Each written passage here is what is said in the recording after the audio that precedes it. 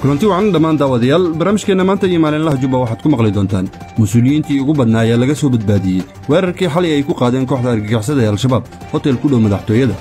ciidamada hubanta ee ku sugan gobolka Shabeellada Hoose ayaa howlgallo la mid ah kuwa Hiiraan ka fuliya Shabeellada Hoose qodobadaasi ayaad ku maqli doontaan barnaamijkeena maanta iyo maalinlaha Jubba si shargareeya barnaamijkeena haddaad ku cusub tahay channelkeena fadlan nagu soo bir adigoo isla markaana subscribe saraya channelkeena mahadsanidin aanu ku bilownay waxa shaki iyo su'aalo badan hareeyay weerar in ka badan 10 saacadood qaatay oo Maleeshiya ka tirsan kooxda argagixisada ee Al-Shabaab ku qaadeen dhismaha hotelka Villa Rose ee ku yaala inta u dhaxaysa tiyaatarka qaranka iyo godka Jilcu kooxda weerarka soo qaaday ayaa inta aysan gudaha u galin hotelka ayay ku weerareen qaraxyo qof naftii haliga kaasoo ilinka hore ee hotelka isku qarxiyay kadibna waxa gudaha u galay hotelka xubno ka tirsan dagaalamayaasha Al-Shabaab sidaana ay ugu suurta gashay inay u gudbaan qaybta hore ee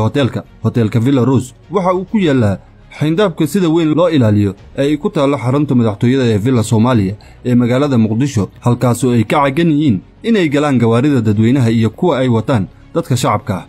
sidaas ay tahayna waxa muuqata in ragga weerarka soo qaaday ay ka gudbeen barakontaroolo badan oo aad loo ilaaliyo kadibna hotelka ay gudaha u galeen warar madax bannaan ayaa sheegaya xubnaha ka tirsan Al-Shabaab oo weerarka soo qaaday ay wateen gaari cabdibilaah kaasoo ku buufsan midabka ciidanka xoogga dalka Soomaaliya taasoo shaki weyn dhalisay maadaama goobtu ay ahayd goob aad loo ilaaliyo dad badan ayaa su'aalo ka keenay sida dagaalyahano ka tirsan Al-Shabaab ay ugu suurta gashay inay u gudbaan halkaasi oo ay weerarka inta la ka fuliyaan Hotel Rose ayaa hotel ay isugu yimaadaan mas'uuliyiin ka tirsan dawladda federaalka Soomaaliya xubno horey uga tirsanaa dawladda siyaasiyiin iyo dad ganacsato ah ila wareedyo uu helay wargeyska maalinlaha Jubba ayaa inoo xaqiijiyay in ka hor inta uusan dhicin weerarka ay kulan ku lahaayeen waxgaradka siyaasiyiinta iyo ganacsatada beesha Mareexan halkaasoo ay ku lahaayeen kulan ay uga arrinsanayeen xaaladda siyaasadda gobolka Gado wasiirka amniga Maxamed Doodisho oo ka soo jeeda beesha Mareexan ayaa qayb ka ahaa shirkaasi ayadoo dhawaan ay jirtay khilaaf u dhaxeeya wasiir Doodisho iyo taliyaha hay'adda nabad sugidda qaranka Mahad Salaad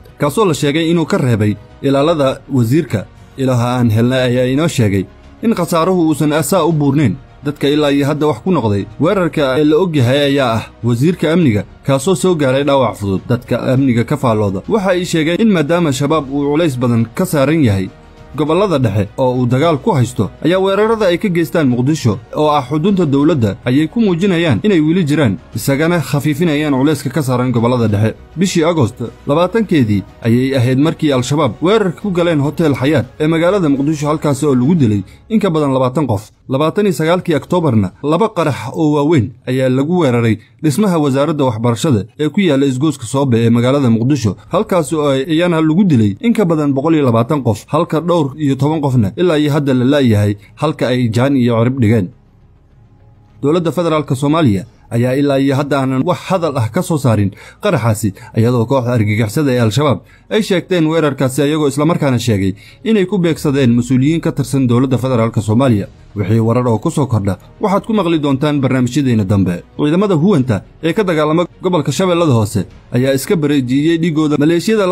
ka dagaalanta gobolka Hiiraan kadib markii afar ka tirsan maleeshiyada deegaanka ay weerar ku qaadeen horjooga ka tirsan kooxda argagixisada ee Al-Shabaab halkaas oo ay ku khaarijiyeen waxa abaalmarin ahaan loo siiyay $5,000 Mareykanka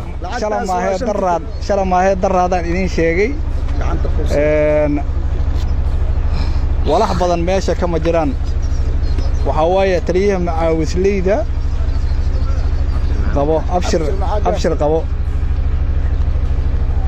lacagta hala tiriyo lacagta tirsada lacagta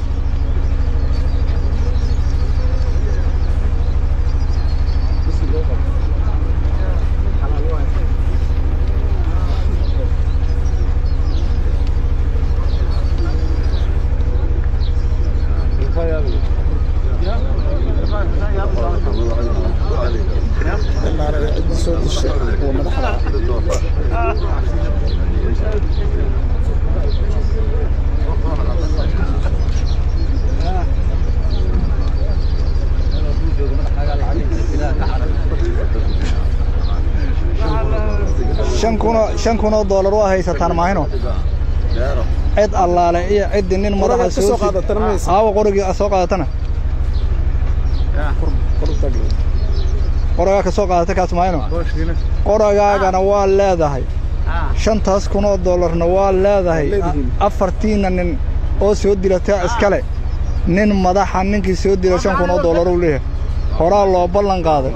haddana haddaad u soo naqatin waa diyaar waxa waaye waa haysataan hadda wala ma lacagtiin